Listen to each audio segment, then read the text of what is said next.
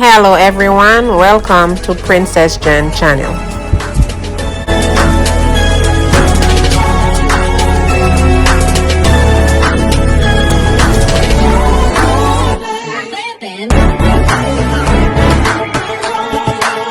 Comment, like, subscribe.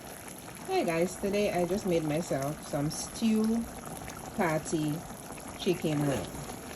As you could see them here, you know how they just cut them up so small. They're just ready to serve.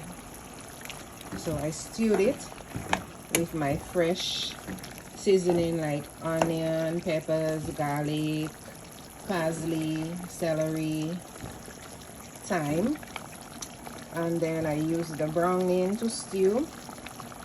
After it's finished stewing, I added the water, then I flavored it with a little Maggi cube, and I put in 1 bay leaf and French thyme, 2 leaves of French thyme, and a little bit of clove, like 4 little heads of clove, and that's it. That's what's in my stew chicken patty wings.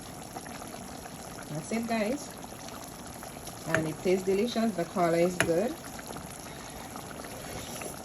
very nice, tastes delicious, ready to serve.